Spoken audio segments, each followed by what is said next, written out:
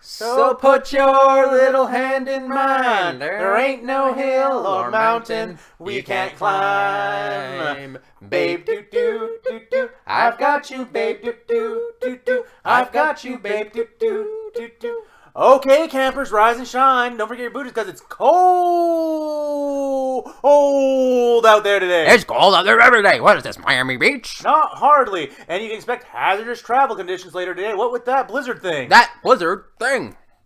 Yes, that blizzard thing. Yeah, I thought that was your line. No. Okay, so the whole entire thing where he goes, yes, that blizzard thing.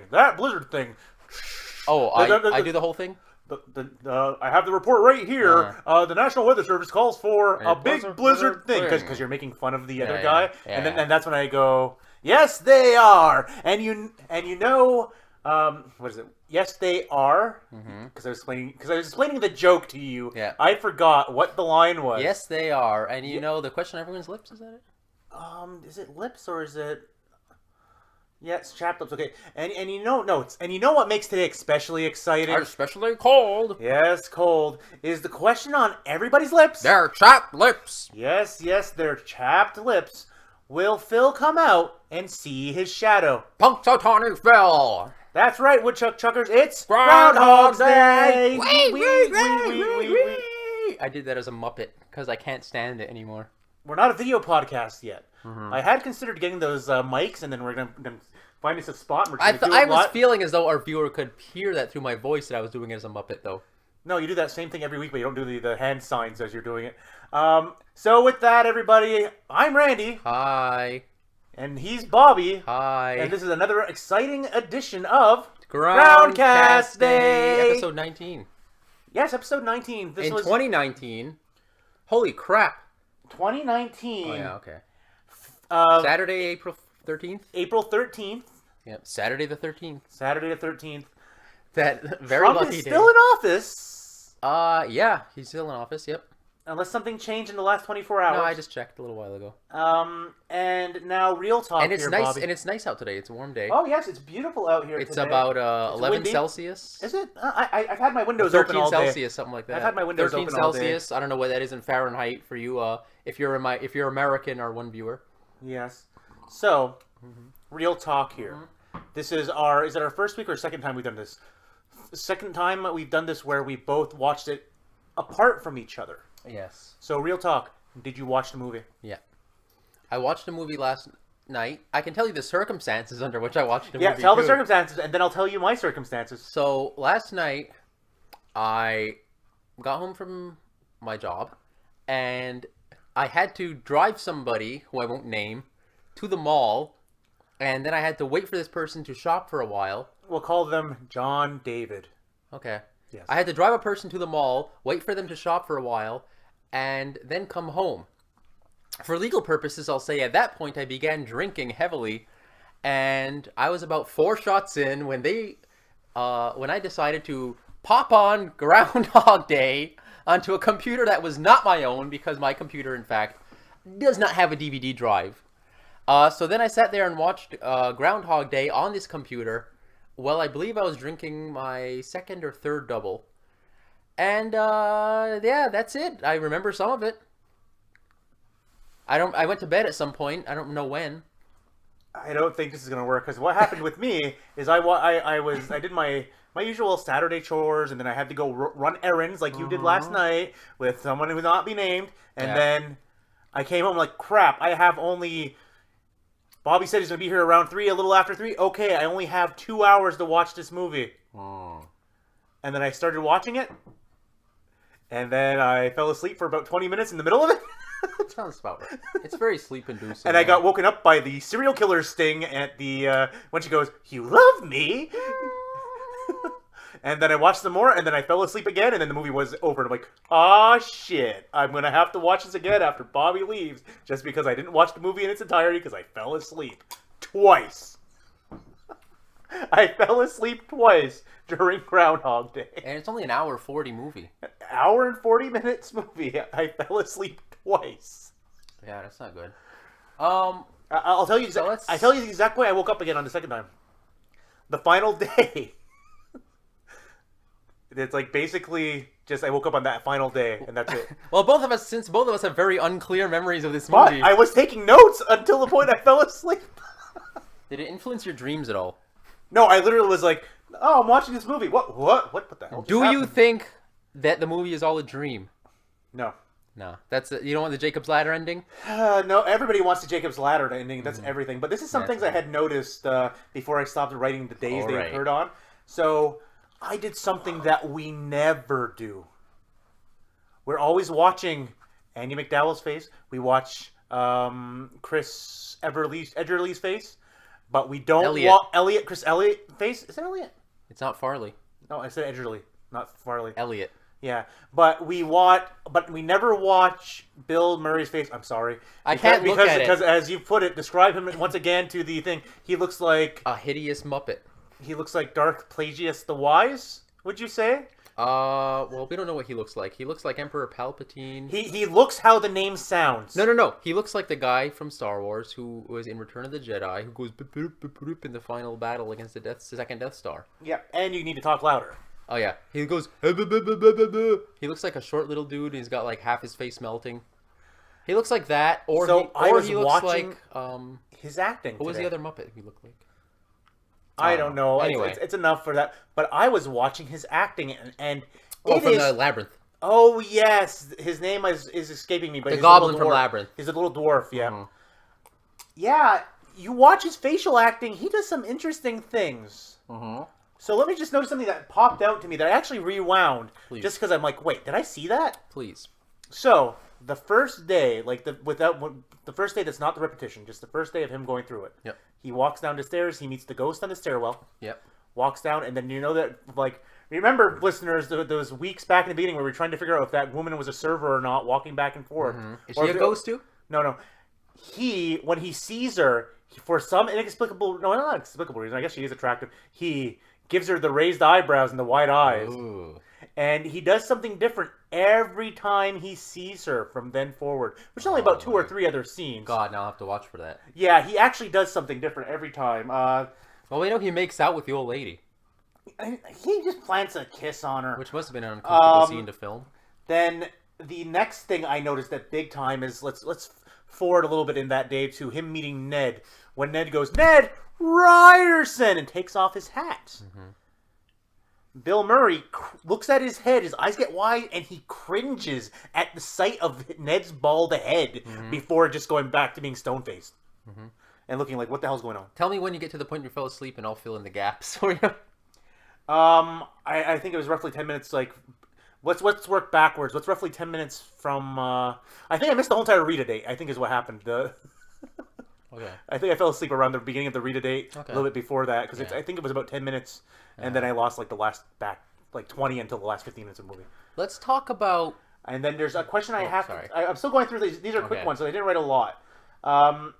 So, in our personal canon, we've been discussing that Ned is the devil.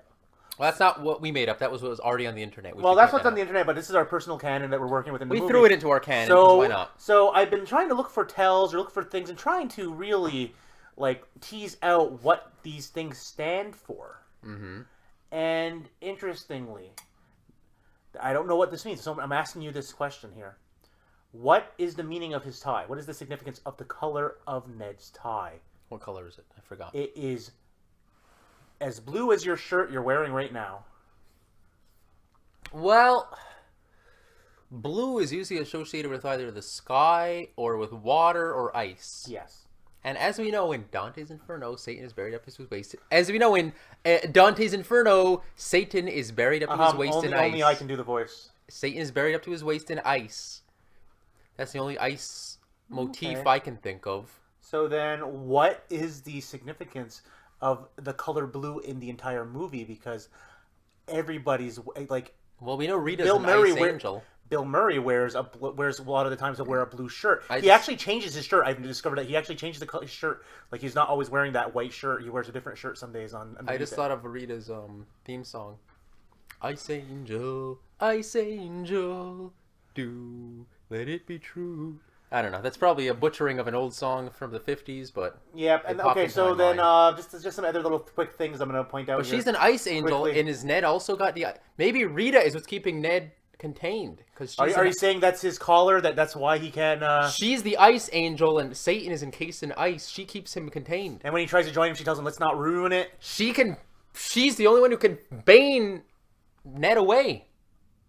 Interesting. So moving forward... He's afraid of her. So now we move to the hedgehog scene. I mean, speaking of blues... Ding, ding, ding, ding, ding, ding.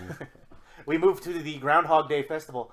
I started trying to look at the signs. Some of them are illegible, but there's a couple of cool little, not cool things. A lot of people just simply have signs that say, "Come to us, Phil," and "Phil, we love you, Phil."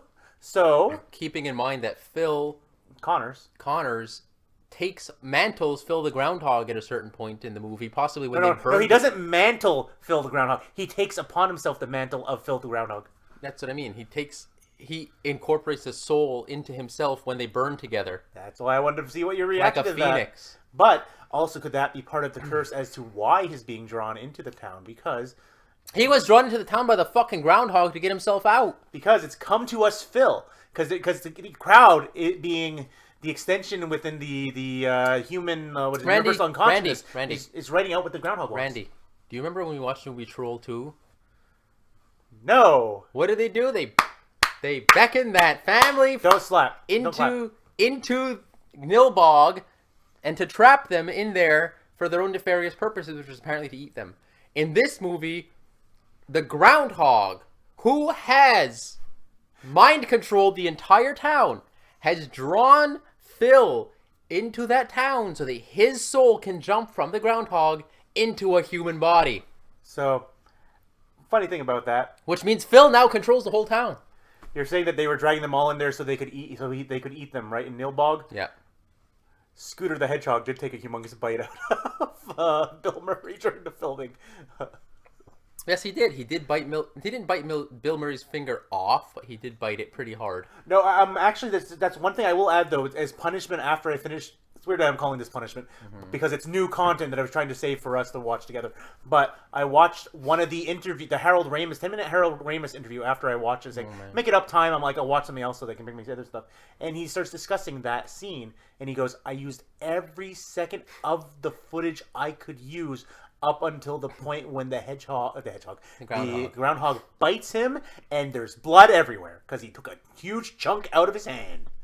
And I'm like, oh. Does Bill Murray still have a scar to this day then? I don't know. We'll have to do research after the fact to see about that. Wow. But Somebody Google Bill Murray finger. he said he bit his hand, not the finger. He just went, the hand. Really Murray chopped hand down. then. And basically the thought in the interview was, it's like, I think the hedgehog was getting agitated because we had done multiple takes, and I think it was starting to get a little bit Those gloves should have been... disoriented. Hey, Randy. I bet those gloves should have been steel-lined, eh? Nudge, nudge, nudge. If only he had some steel-lined gloves, them groundhog teeth wouldn't have been able to penetrate them. I don't get that reference. It's not a reference. I'm just making a practical statement. When you're handling groundhog, you use steel-lined gloves. Oh no, because you were doing that thing where it's like, I'm making a reference, You get it? No, and I'm like, I don't remember wearing Randy, steel-lined gloves in our there and back again. Build camaraderie with you. Anyways, moving on away from that. I would also like to apologize to you for showering you with spittle when I tried to say the F sound a while ago. Well, let me move on from that and go more into the signs, because I'm looking for foreshadowing in this movie. And we always bring up the blizzard sign, not here, like off mic. We bring up the blizzard sign, how it's upside down. I'm sorry we do things off mic, listener. If we did, we're not this including podcast would be like 8 hours long.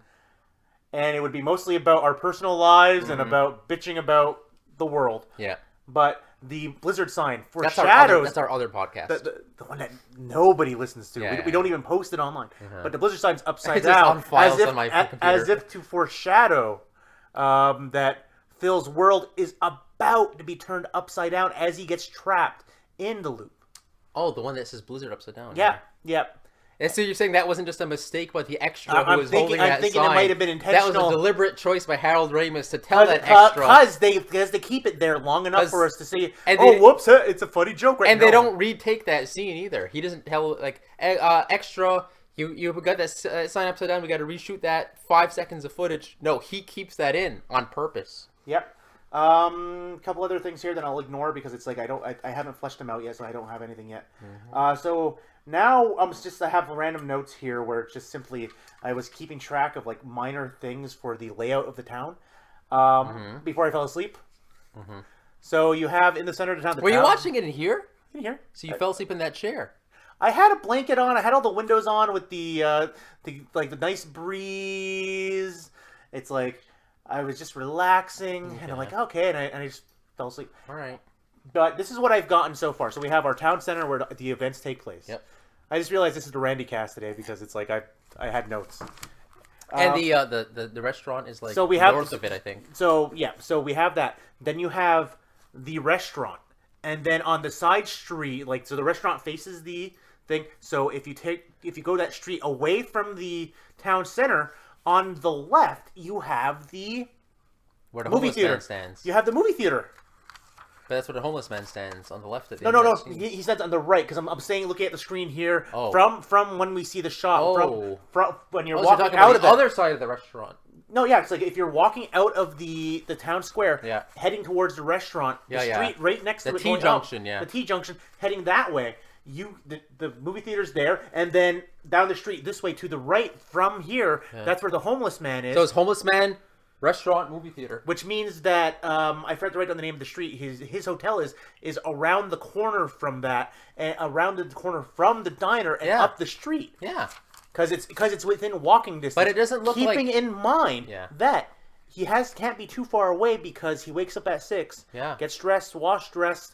We know he's on TV. Yeah, we know he's usually there by 7:20. No, that's when the Groundhog comes out, so he has to have been there before. So at least but sometimes we see him show up at like 7:15. Yeah, and even that, it's like the reality of it breaks a little because apparently they can't do it that fast. But it's like, but you know what I mean? It's like we're starting to get the nitty gritty. We're trying to. You know what I don't like is how when we look outside of the bed and breakfast where Phil is, it looks like a residential area. But then when we look at the area where the restaurant is, it looks like an urban area. So it almost looks like there's like this weird transition. Like when you walk down that street and then you turn a corner and you're in an urban area. Yeah. It's like you go from like suburban to like a town center that is like really packed in with everything. Stores almost like a block of stores. Almost like they set it up to be like a movie set for some inexplicable reason. Well, the reason they chose that place is because they had that. Yeah, it was actually filmed in Illinois. Yeah, they chose that place. Woodstock, Illinois. They chose that because of the whole. This has everything layout we want. Okay, we're sticking with this. You have a weirdly set up town. So we should look at the actual map of Woodstock, Illinois. To get an idea, to see what it looks like, And then a couple of the notes in the back of here I'll save from the interview, but because it's like you should have some stuff to say, but I just want to mention these two real quickly. In the doctor scene, like when we get the director's cameo, he says something about, I don't see anything, or that's roughly the line, but when he says the word see, he blinks twice as he stares at him. So maybe he hears something. Or smells something. Well, he's looking at the thing, so it's just like, I see. Are you saying that the doctor himself is... No, I was watching facial acting before I fell asleep. And then moving on really quicker is that at the beginning of the car ride, when he starts giving his speech about everything before things turn south, and the car chase actually begins... Yep. Ralph is really into the drives. Like, yeah, I really like what you're putting down, man. Woo, we're racing. And then he's like, oh, no, I feel sick. Well, yeah, he was drunk. Man. Yeah, and then he gets really angry fast. It was just something I noticed and I was like, that's pretty cool. Yeah, because he felt like his life was in danger when he got into the train tracks. And now... The guy's drunk, Randy. Yes, and now... I need you to explain to me, Bobby. Yeah. How... Oh, wait, I don't want that one. Is it this one here? No, that's the test recording. Hi, listener, I'll entertain you while Randy looks for something. How does that... I taped this from my chair away from my TV. Which is how far would you say? About 8 feet? Yeah, it's about one person laying down just a couple of feet, yeah. So how does that sound? Mm-hmm. Like a remix of this. I don't hear it. I was listening to it over and over again.